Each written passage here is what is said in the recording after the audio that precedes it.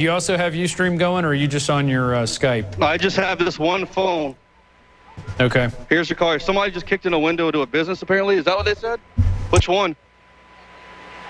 Someone just kicked in the glass to the Jackson Hewitt Tax Service. It's the, hold on. This phone keeps sliding off. See that white sign right here? Right. That's the Jackson Hewitt Tax Service. The window has just been knocked out. Okay. Hey, is Jakari recording right now? Jakari, are you recording with the camera as well? He said yes. Okay. Back over here. If you want to say hello to Jakari. Hey, Jakari. All right. Getting my stuff all together. You can join us on Alex Jones Live. My feed keeps cutting in and out because of the massive bandwidth out here, but I'm doing the best I can. So I thank everybody for joining me on Alex Jones Live, as well as on the INFOWARS Nightly News. So this is the verdict being announced. Yeah, you can see the riot cops over there. You guys probably can't see. I'm sorry on the INFOWARS Nightly News. But yeah, we're ready to see what's going to happen. They have the cops out here, and they have the streets blocked off. Some people are leaving, but a good amount of people are staying. Yeah. Yeah, it looked like people started running there in the beginning. Joe was describing how he was hearing broken bottles, people screaming.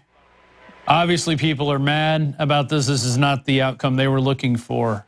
But what would have, an indictment still could have been overturned by the prosecutor. He also still has the ability to prosecute if he feels like it, although I think he's going to use the anonymous secret tribunal grand jury as his cover not to go after Officer Darren Wilson. Jakari is trying to get a little bit closer if you guys want to cut to him at all. Yeah, his feed seems to be going sporadic in and out, which... Well, in a minute, whenever you guys want me to, I'm going to try to break this tripod down. Okay. Go mobile with a Skype and walk around. Yeah, that's fine. Why don't you go ahead and do that? And hey, Jakari. There we're seeing some aerial footage from a local Fox TV station. 8:30, about almost 8:33 p.m. right now in Ferguson. So a lot of people up at the barricade. There looks like a small contingent of police officers with riot shields. But it doesn't look like anything widespread is broken out, at least in this part of Ferguson. But we're going to be monitoring this as we go along. Obviously, we have both our guys on the ground. They're going to be Ustreaming later after we break here from the live portion of the show. You can watch us at infowars.com/show for the free stream. You can join us on prisonplanet.tv and share your username and password with up to 5 people. And also, on the roof. We're on the Alex Jones channel. And Joe right now is pointing out a sniper. How many snipers do you see on the roof? I don't know, but everybody, I can't see him yet, for I'm too close to the building.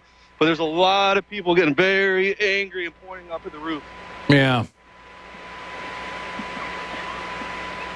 And that's the roof of the fire station right there in Ferguson. What street are you on right now? What street is this? South Florissant. South Florissant. So just, and as in terms of the quick trip where all the protests originally kicked off, how far is that from where you're standing? Maybe 2.5, 3 miles, if that. Okay. Quick 5-minute trip. Yeah.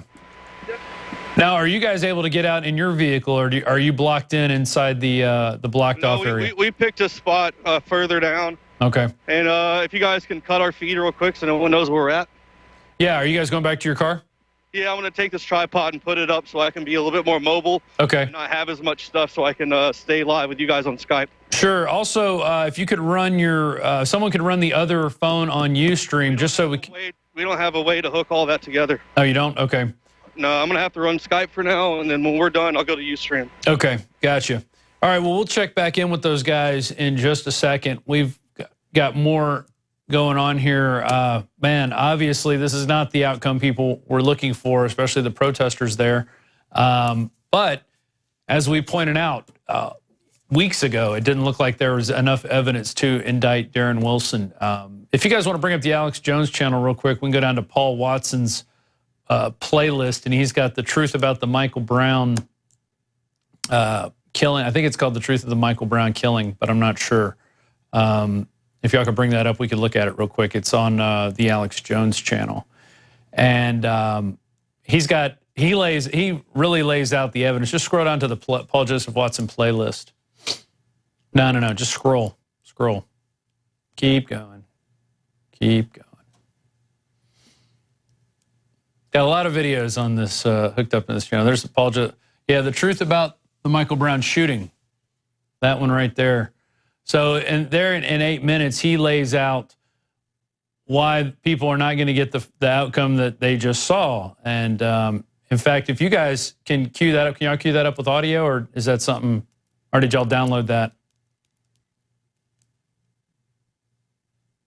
We've dedicated the audio to the live feeds. Okay.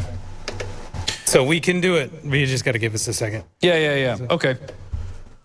Well, in the meantime,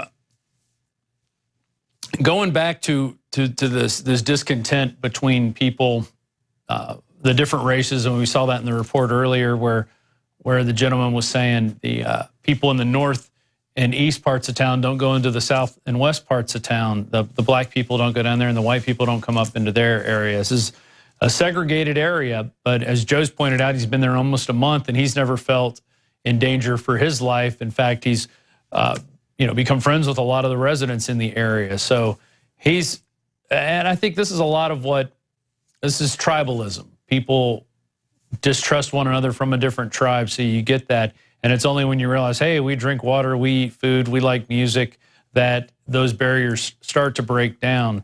And I want to go to all right, we got that report. You got that ready? You want to go to that? Yeah, let's go to, this is Paul Watson's report, and this is the truth about the Michael Brown shooting, and he's going to lay out pretty convincing evidence as to why we saw the no indictment verdict handed down by the grand jury. So if we're ready for that, let's go to it.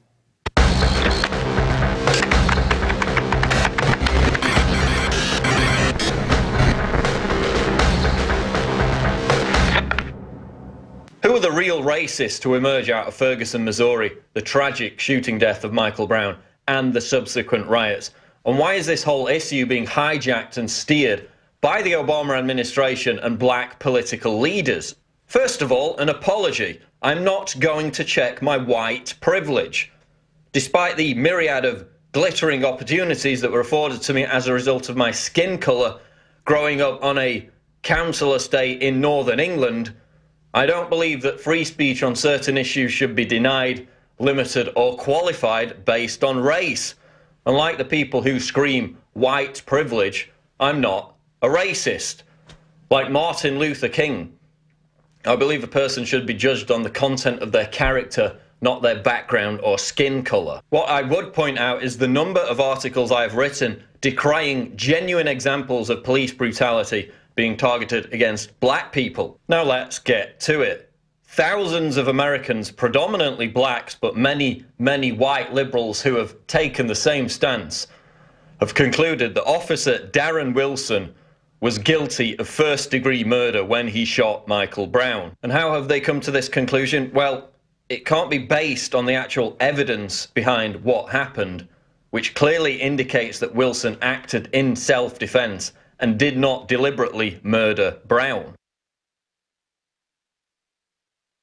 Brown was a criminal who robbed a convenience store just before the shooting. The majority of witnesses to the shooting, all of whom were black, say that Brown attacked Wilson and attempted to grab his gun in the patrol car. The ballistics evidence from the autopsy of Michael Brown and the wound to his hand are fully consistent with Wilson's explanation that Brown was reaching for his gun. The autopsy results also show that Brown did not have his hands raised in surrender when he was shot by Officer Wilson. Forensic pathologist Judy Melinek asserts that the autopsy results did not support those who claim Brown was attempting to flee or surrender when Wilson shot him in the street. Every piece of evidence demolishes the claim that Brown was an innocent victim with his hands up in the air when he was shot by Wilson.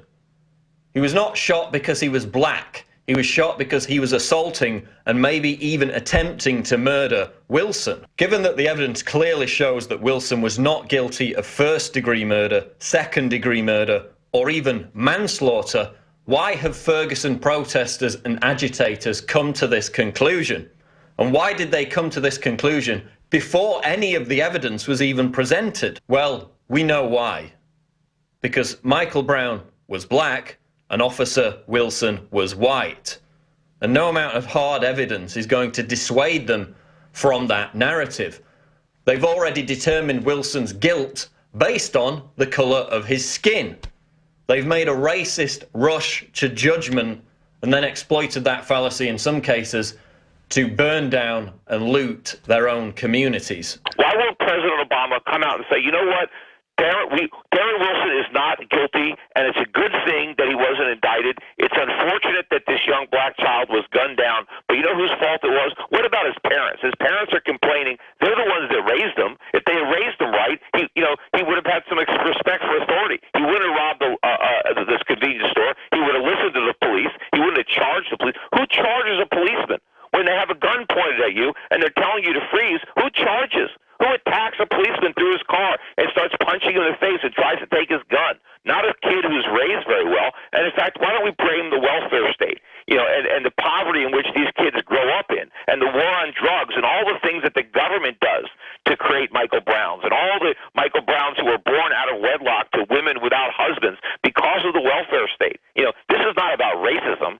And Darren Wilson didn't do anything wrong. He was doing his job.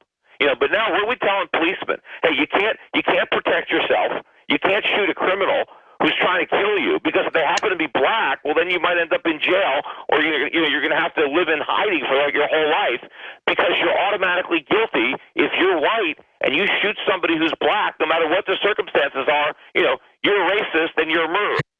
The grand jury is likely to acquit Officer Darren Wilson based on actual evidence, not the colour of his skin. And even if we don't see more unrest in the aftermath of the verdict, the damage to a large extent has already been done. Here's the truth about Ferguson. This is being hijacked by the Obama administration, by the establishment itself, to delegitimize opposition to the genuine problem of police brutality. Why weren't blacks up in arms when Eric Garner, a black man, was choked to death by a white police officer in New York City earlier this summer for the crime of selling cigarettes? Why weren't liberals up in arms when the Albuquerque Police Department gunned down a homeless man, James Boyd, in cold blood? Were there sporadic protests? Well, sure. Was it anything like the sustained unrest that we saw in Ferguson? No way.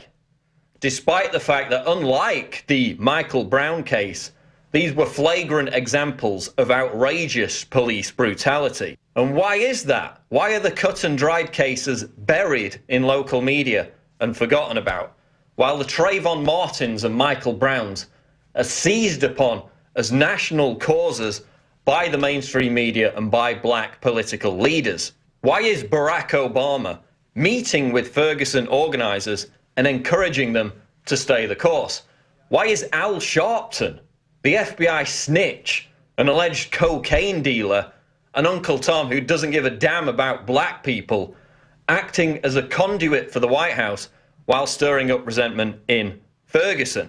Why is the Obama administration itself, just as it did during the Trayvon Martin controversy, fostering outrage and unrest over a case which, if you study the evidence carefully, clearly does not prove police brutality? Because the government doesn't care about police brutality. The government does not care about blacks. It does care about divide and conquer. By making the whole issue about police violence only being targeted against blacks, and in the case of Michael Brown, justifiably so, half of America is convinced to shut up about police brutality, turn a blind eye, and even support a more militarized and aggressive police force. Police brutality is a real issue. People from all colors and creeds are being assaulted by cops, thrown in prison for videotaping, and murdered on a regular basis. Cops have killed 5,000 Americans since 9/11.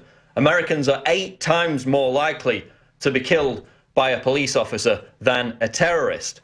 Police departments across the country are being militarized with the aid of Homeland Security grants. The government supports the police state, no matter what president or political party is in office.